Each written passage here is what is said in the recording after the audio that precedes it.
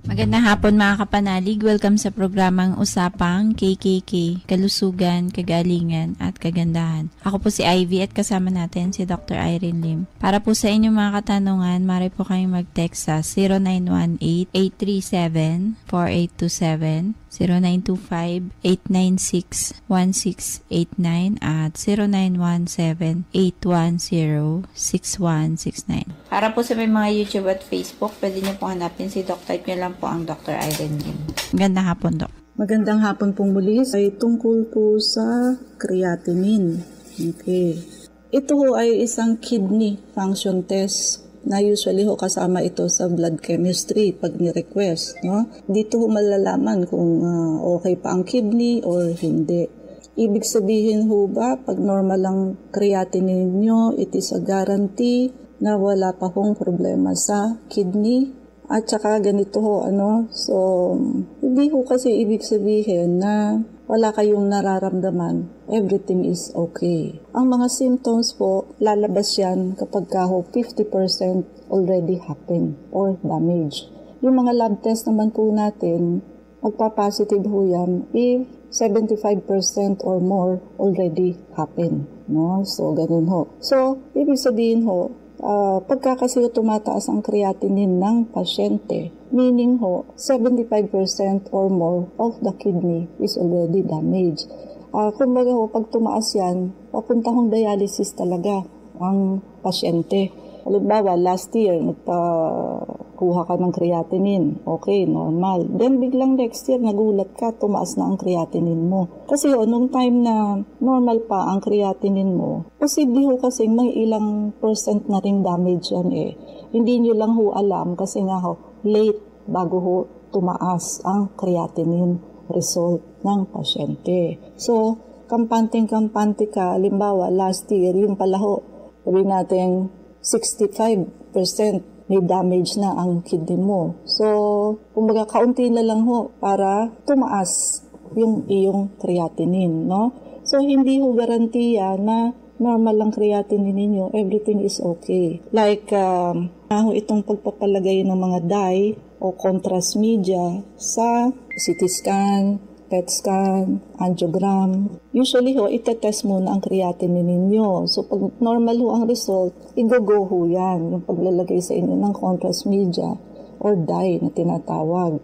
Now, isipin nyo ho kung meron na hong 50% damage ang inyong kidney. Then, nilagyan pa ho kayo ng dye. Kasi nga, normal pa ho yan eh. Pag 50% damage, tataas lang ho yan pag 75% or more. So, meaning, nalagyan kayo ng dye, pero yung iba hong amount ng dye na yun, hindi na ho malalabas sa kidney. Dahilan ho sa hindi na ganun, 50% damage nga ho ang ninyo kidney, kaya lang ho, hindi pa siya nag-reflect sa creatinine test ninyo. So, meaning ho, in short, yung ilang dye ho doon na nilagay sa inyo, hindi nyo na ho yun mailalabas sa katawan ninyo. And toxic ho siya to the body, actually. So, kaya nga lagi kong naikwento sa inyo na eto pa ho, may mga nag-anaphylactic shock po sa mga dye na yan or contrast media. O isasabihin, tinesting naman okay naman sa skin test. Totoo po yun, ini-skin test naman talaga. But,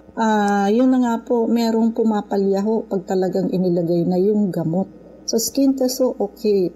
Pero nung inilagay na ho yung dye talaga, nag-shock ho ang pasyente. No? Bigla hong nahirapan huminga. So ito ho, hospital setting ito ha. Hindi ho yung mga CT scan lang outside the hospital. Hindi po. Pero ho, hindi na ho na-save ang pasyente. So, kaya ho itong kakilala namin, tuwing nakikita niya ho yung ospital na yun, kung saan ho nangyari yun sa mother niya, talagang hindi niya kayang tignan. Dahil hanggang ngayon ho, hindi ho matanggal yung pain. Na kung hindi ho nagpa-angiogram, yung pina-angiogram, yung mother niya, buhay pa ho sana. Pina-angiogram ho kasi nga ho, titignan kung may bara ang puso o baliktad ho ang nangyari, lalo hong napasama. So titignan kung may bara, ang pumatay ho yung contrast media or dye. Actually, marami ng pasyente ang ganyan. Kaya medyo dangerous din po yan. Lalo na ho kung kayo ho ay may mga allergy. So, anaphylactic shock is isa ho yung klase ng severe form of allergy. Kaya, wag ho kayong magpalagay ng dye kung kayo po ay may history ng allergy. Delikado po yan. Baka ho yan kayo mauwi sa ganyang kondisyon. So, and ang danger ho nun, di ba? Pag tumataas ang uric acid, pwede ho kayong mag-form ng kidney stone, uric acid stones. Another is, ayun po, pwede kayong mauwi sa gouty arthritis. So, very, very painful ho yan. Ang kadalasan hong bumubukol dyan is yung ating big toe, yung hinlalaki po sa paa. Ayan ho, kahit yan ho mahagip lamang ng hangin, ng electron, masakit na ho yan para sa pasyente. So, marami ho ang may misconception sa level ng creatinine.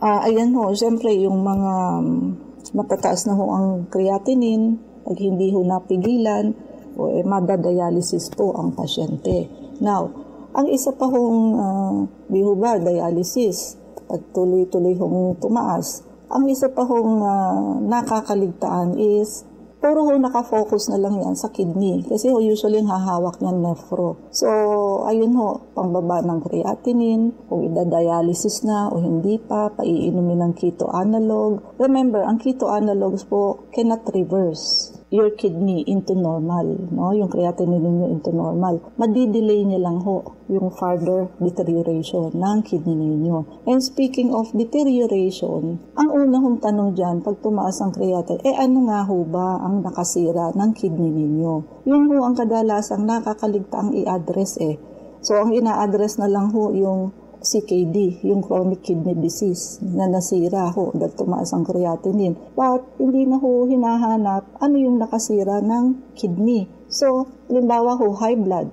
Pero ang nangunguna ho talaga diabetes. Pumapangalawa ho ang high blood. Yung mataas na uric acid, yung paulit-ulit hong UTI, kasi ho mag-i-scar na yan sa kidney, and kidney stone, mag-i-scar formation din ho yan sa kidney. At yun nga ho, yung pag-inom ng mga pain reliever like NSAID, yung mga non-steroidal, anti-inflammatory drugs. So yan po ay mga common nakakataas ng creatinine kasi ho nakakasira ng kidney.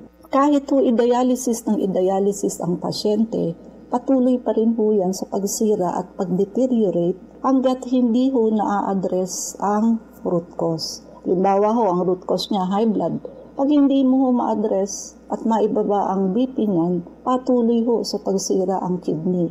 Diabetes, umiinom ng gamot pero hindi naman na ipapasok sa normal, patuloy pa rin hong masisira ang kidney. And actually, any slight elevation lang ho, ibig sabihin, konting taas lang than normal. Still, in 5 years time, madadamage pa rin ho ang kidney. So, kasi minsan katuwiran, mataas lang naman ng kaunti. No? So, okay na yan. Miinom naman ako ng maintenance. So, yan ho ang kadalasang katuwiran ng may sakit. Kaya ho yung, pag hindi ho na-address yung root cause, yung level mo ng creatinine, pataas pa rin ho yan ng pataas kahit na dinadialysis ka na. Kasi ho, yung root cause, patuloy pa rin hong sumisira, hindi naman ho na-address. Nagda-dialysis, ano po yan, no? Darating ho yan sa point na total shutdown na po. Ibig sabihin nun, lahat na po ng kidney, almost 100% sira na ho. So, meaning ng sira na ho, wala na hong ilang percent na nagka-function. So, siyempre ho, ano ang magiging solusyon dyan? O, iki-kidney transplant na ho ang pasyente. Bukod ho sa mahirap humanap ng donor, magastos po. Sabihin na ho natin possible na kidney transplant ang pasyente. Ano ho ang kapalit nun? Oo nga, may bago kang kidney, no? But, paiinumin ho ng immunosuppressant ang pasyente para ho hindi i-reject yung kidney na i-transplant sa'yo. Pagka ho immunosuppress ka, ikaw na ho yung madaling mahawa. Maubuhan lang ho kayo, nahawa na kayo. So, baka nga ang ikamatay pa ng pasyente dyan is pneumonia na naman ho.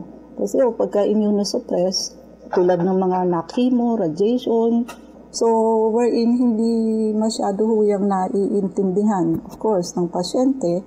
Yung protocol ho kasi natin, ibig sabihin ho, para hong bibigyan natin ng magpapatubo ho tayo ng halaman. So, it is also a process. Yung mga sirang part ho, kailangan ho yun as cell repair. Wala hong magic. Nakat mo na yung further deterioration, pa-reverse ka, hindi ka palala. Kasi pag hindi in-address yan, patuloy ho sa paglala hanggang sa maubos na ho yung kidney. So, ayun na nga ho, total shutdown. So, hindi ho naiintindihan ng pasyente. Akala niya pag dinialysis na siya, hindi na ho mauubos yung natitirang kidney. Hindi ho, tuloy-tuloy yan. No? Kaya kailangan ho pigilin yan by addressing the root cause and i-undergo ho yung ating protocol para dyan, no? So, wala hong magic, hindi ho pwedeng isang beses yan, no? So, proseso din po yan, no? But kahit na ho proseso yan, dahil process din ho yan kung paano ninyo nasira ang kidney ninyo, so, process din ho yan para ibalik. But, of course, pa-reverse ka, hindi ka ho papunta doon sa total shutdown na lahat na sira na. Kasi nga ho, sabi nga natin, magawa mo man yung kidney transplant, pwede pa rin masira uli.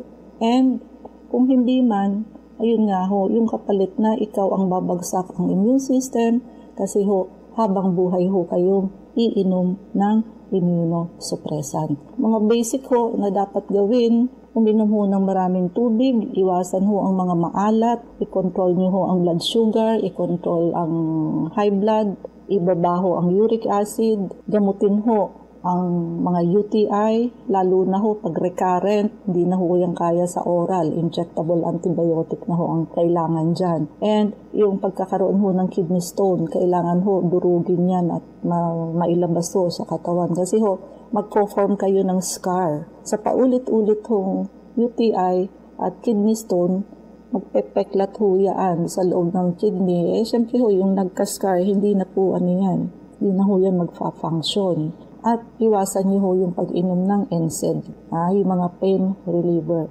So, kala nyo, simpleng mefenamic acid, simpleng ibuprofen.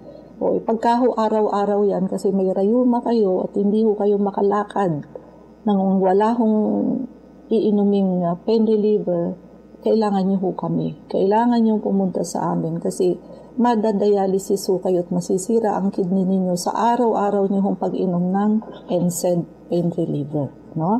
So, yung ating pong anti-aging soap, naka 5+1 po tayo, pati ho yung ating whitening soap, available po sa Shopee. Look for IV anti-aging soap, IV whitening soap.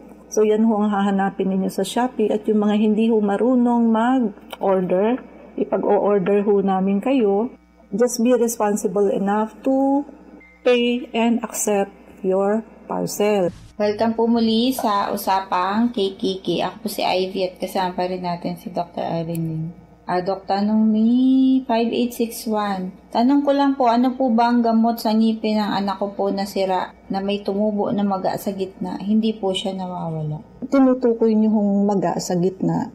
Ano ho yun? Mga cystic po yan sa gum. So, kadalasan hong nangyayari yan sa may gingivitis, no?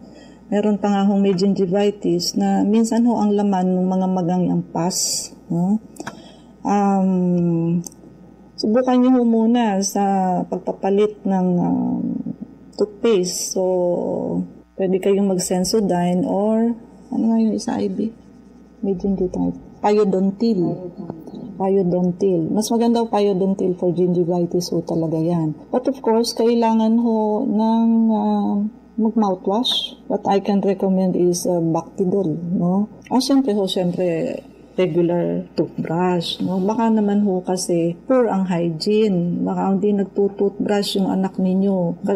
Ano ho yan sa mga bata? Kailangan ho, aanuhin nyo sila. I-check nyo kung nag-toothbrush 3 times a day at least. Pagka ho kumain, kahit na nakatlong beses, toothbrush na agad. So, para ho gumaling yan. Ngayon, kung hindi pa ho gumaling, magpa-check out na ho kayo sa amin at baka ho kailangan na ng antibiotic at baka ho may infection na ho talaga. No? Hindi na makuha sa mga mouthwash at toothpaste.